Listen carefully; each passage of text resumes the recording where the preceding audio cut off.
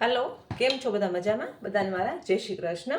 आज આપણે એક એવી રેસીપી લઈ આવ્યા છીએ કે બાળકોને ભાવશે, મોટાને ભાવશે અને ફટાફટ બની પણ જશે। આજે આપણે મસ્કાબન લઈ આવ્યા છીએ। હવે આપણે ઘણી જગ્યાએ મસ્કાબન મળતા નથી, તો આપણે મસ્કાબન ઘરે જ બનાવી શકીએ છીએ। તેના માટે મેં જામ લીધું છે, બટર લીધું છે અને બન લીધું છે।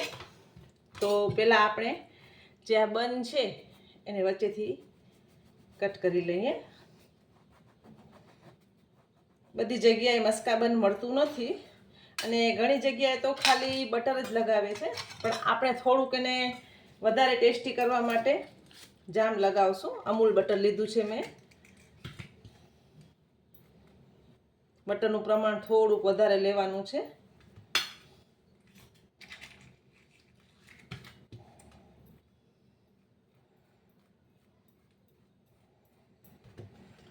હવે બ્રેડની વાત કરીએ તો ઘણી જગ્યાએ મસ્કાબનના પાઉં મળતા જ નથી,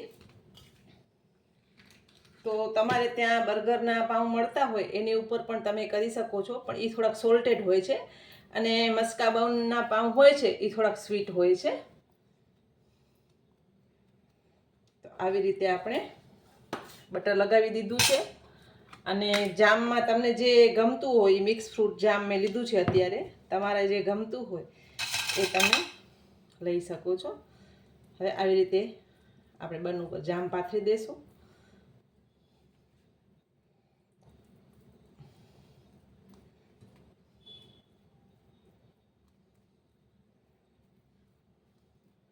ચીઝ લેવું હોય તો ચીઝ પણ નાખી શકો છો અને થોડાક ડ્રાય ફ્રૂટ નાખવા હોય તો પણ નાખીને છોકરાઓને સ્કૂલના ડબ્બામાં આપી શકો છો।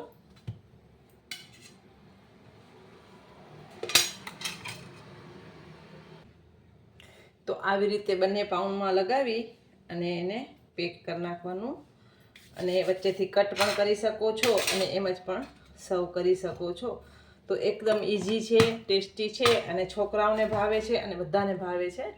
હવે આ દૂધ સાથે છે, ચા સાથે છે, ઇવન એમ જ પણ તમે ખાશો ને તોય બહુ ટેસ્ટી લાગે છે। તો રેડી છે આપણું મસ્કાબન। તો ચોક્કસ તમારા ઘરે આ રેસીપી બનાવજો અને બધાને મારા જય માતાજી।